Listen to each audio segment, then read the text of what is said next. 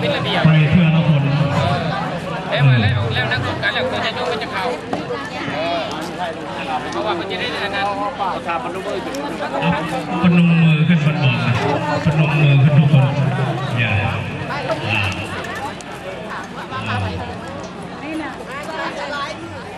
เอาสร้างภาพไปใช่ไหมถ่ายภาพขึ้นมาถ่ายเด้อ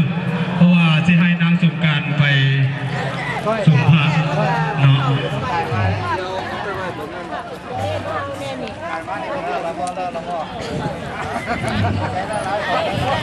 เราได้แล้วขอให้นางเป็ดกินกระส้มกูมาขึ้นแต่ไม่ดีนะผู้ที่ได้เป็นนางสงการไปก่อนแล้วเธอรู้สึกเจ้าลุกไปก่อนลุกเจ้าลุกไป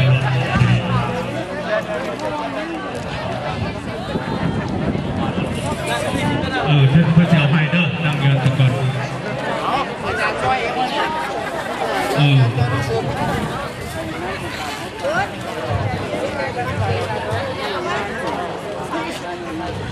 แล้วระ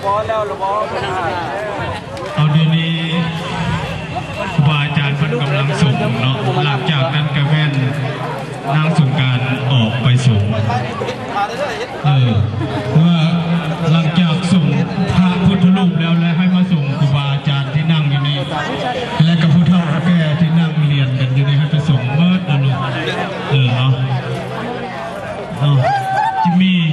จัดให้ว่าผู้ใดไปก่อนไปตรงหลังเนาะ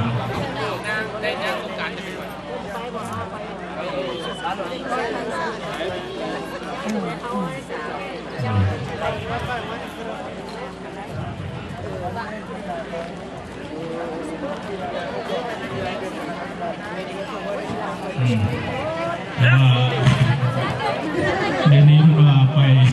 เทเลพลมาสัก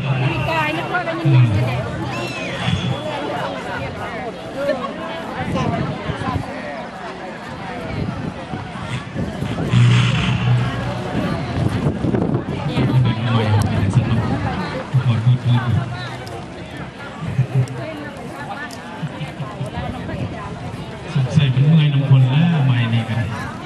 คนทดสอบเมื่อยเลยนี่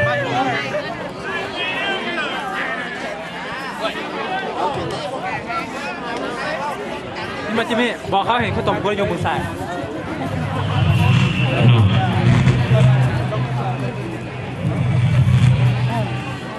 ร้านเทียบที่เลยแล้วนะครับ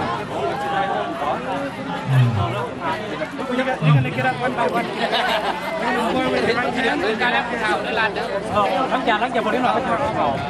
มันจะไรมันจะมานั่งเก่าว่าเขาจะยกไม่ส่งอาจารย์นั่งเป็นแถวแล้วเราวันนี้นะจะหลังจากนี่ไปพอสอนเอาหนักมาคิดขวดก็ตั้งวันนี้ช่วยขวดนิดหน่อยคนนี้ส่งนำพาเรียบร้อย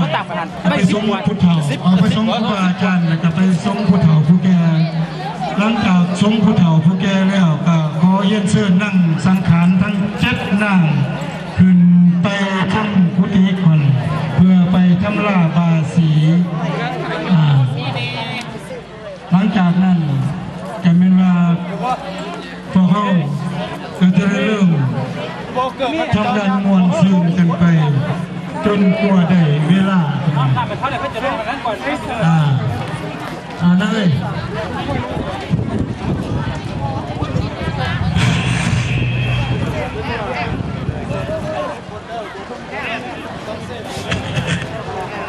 จะแค่ฟ้าเหลือเซฟปรมังเอาในห้องน้ำผ้าสักหน่อยน้ำผ้าลูกนั้นไปส่งครูบาอาจารย์วันนี้ก็ขอเยี่ยมเชิญบรรดาท่านผู้มีเกียรติเข้าห้องส่งน้ำผ้าทุกกันด้วยกันเนาะวันนี้น้ำส่งผ้ายินดีควรจะนนที่มาบริจาคเขาในการศึกษาพัฒนาวัดวาอารามของเราผู้ใดประทับใจน้ำส่งผ้าเขาเสิร์ฟเท่าไหร่เป็นบริจาคขวด1 ดอนเท่าไหร่เพื่อจะส่งผ้าเป็นเพื่อเป็นสิริมงคลให้แก่พวกเขา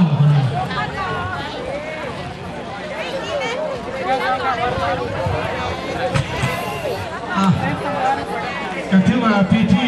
ทางศาสนาได้สิ้นสุดใน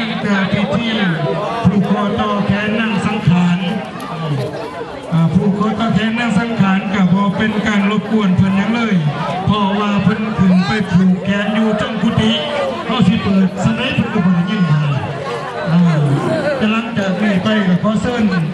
ฐมนตรีทำหน้าที่ตามเคยขอเชิญทุกคนมาทำหน้าที่ของใครของมันนักดนตรีกับพี่สามารถสร้างสรรค์บรรยากาศผู้ชมปัดเชิญนักร้องเป็นสิ่งที่ประกอบของคณะดนตรีแล้วก็ให้ทำสิ่งที่ดีที่สุดนั่นแหละคือพรปีใหม่ของท่านเราจะมีคุณภาพต้องทำหน้าที่ของตัวเองให้ดีที่สุดนั่นแหละคือความคิด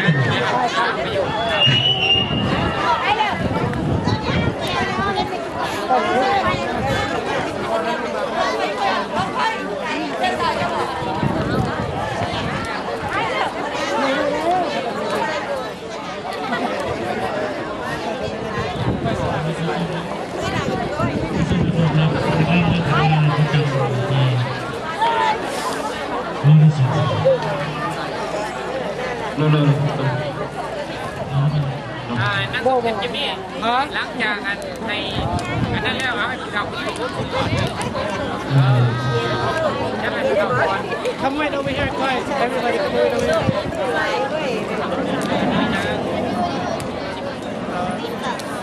Leave it in the same place where it has been.